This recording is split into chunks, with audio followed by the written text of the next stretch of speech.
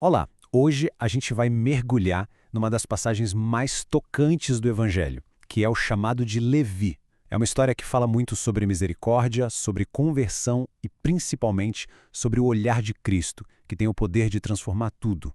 Para começar, vamos com uma pergunta que pode parecer simples, mas não é. O que a história de um cobrador de impostos, uma figura, vamos dizer, bem desprezada naquela época, tem a nos ensinar sobre a nossa própria caminhada de fé hoje, em pleno século XXI? Bom, a resposta é muito mais profunda e relevante do que a gente imagina.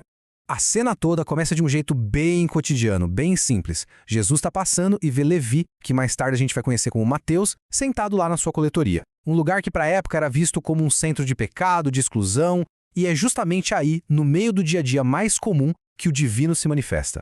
E aqui está o ponto-chave de tudo. Esse encontro não é um acaso. A iniciativa é totalmente de Deus. O olhar de Cristo não para na superfície, sabe? Não para na profissão mal vista de Levi, no que a gente poderia chamar de acidente da sua condição social. Não, ele enxerga a substância, a alma que estava ali, sedenta por algo mais. O grande teólogo Orígenes descreve esse momento de um jeito fascinante. Ele diz que Cristo soube ver com outros olhos. Mas que olhos são esses, afinal? São os olhos que conseguem olhar para além do pecado aparente e enxergar um potencial de santidade. Uma capacidade para o bem que o mundo e talvez o próprio Levi já nem se lembrava mais que existia.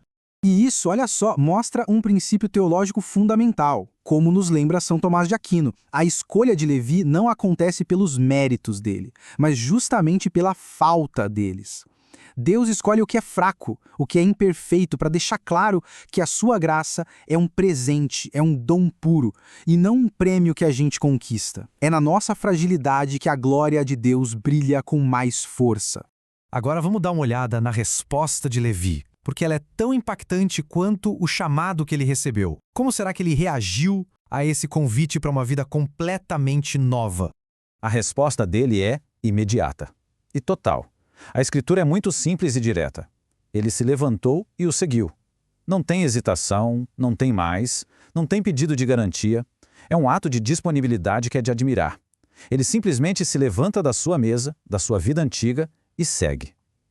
Essa abertura de coração já é, por si só, um milagre da graça. Santo Tomás de Aquino, com sua genialidade, analisa esse simples ato de se levantar e encontra três dimensões profundas aí. Primeiro, Levi abandona um assento, que era o símbolo do seu poder, do seu status. Segundo, ele abandona o imposto, a fonte da sua riqueza, da sua segurança material. E terceiro, ele segue, ou seja, ele submete a própria vontade em obediência à vontade de Cristo. Poder, riqueza e vontade própria, tudo entregue num único instante. E o mais incrível é que essa renúncia toda não gera tristeza ou lamento, pelo contrário, gera uma alegria tão grande que não cabe dentro dele. E essa alegria precisa ser partilhada. Levi não guarda essa experiência só para si. Ele dá um grande banquete, convida seus amigos, outros publicanos, outros pecadores, para conhecerem a fonte da sua nova vida. Isso mostra para a gente que a fé nunca é algo puramente individual. Ela sempre busca comunhão. E Orígenes, de novo, nos dá uma chave de leitura fantástica para esse banquete. Ele o chama de Pandoshum, que era uma espécie de albergue espiritual. A casa de Levi se torna ali uma imagem, uma prefiguração da própria igreja. Um lugar de portas abertas, um hospital de campanha que acolhe todo mundo, especialmente aqueles que o mundo rejeita. Mas claro, como a gente pode imaginar, essa cena de comunhão, de misericórdia, não agradou a todo mundo. A chegada dos escribas e fariseus vai trazer uma tensão, um conflito para essa história. A pergunta deles, feita meio de lado, num murmúrio, revela o abismo que existia entre a mentalidade deles e a de Jesus. Para os fariseus, a santidade era medida pela separação, pela pureza ritual. Comer com pecadores era se contaminar. A atitude de Jesus para eles era um verdadeiro escândalo. E aqui a gente vê o choque de mundos, né?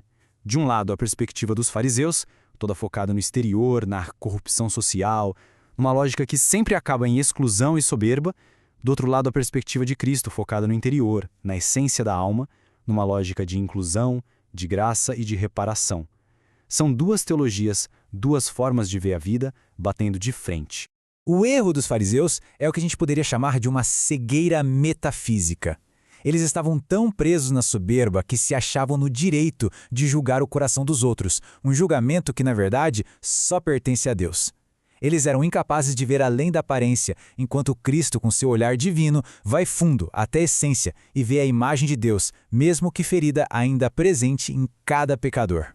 E é justamente em resposta a essa cegueira que Jesus nos dá uma das definições mais claras e mais bonitas da sua missão. Vamos ver como ele rebate essa crítica.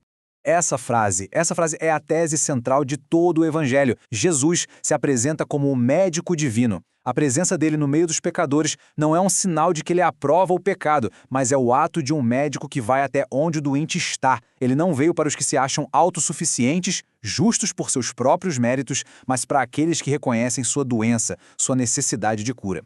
Mas atenção, é importante entender o que justo significa aqui. Segundo Orígenes, na Escritura, justo não é quem nunca pecou, é aquele que pela ação da graça cessou de pecar. Então, os justos que Jesus diz que não veio chamar são na verdade os soberbos, aqueles que não se reconhecem doentes e por isso acabam recusando o médico e a cura. E isso nos leva à teologia da reparação. A missão de Cristo como esse médico supremo é curar o que São Tomás de Aquino chama de defeito de bondade na criação. O pecado é essa doença da alma, e Cristo é o único remédio. Ele olha para Levi e não vê um caso perdido. Ele já enxerga a plenitude da santidade futura de Levi, o homem curado pela graça. E então, o que a gente pode tirar de tudo isso para a nossa vida espiritual? Basicamente, 3 pontos importantes. Primeiro, a humildade. Reconhecer que precisamos do médico é a porta de entrada da graça. Segundo, a caridade. Deixar de lado o julgamento farisaico e tentar olhar para os outros com os olhos de Cristo. E terceiro, a urgência da oração, para que a nossa primeira resposta ao chamado se transforme numa fidelidade perseverante.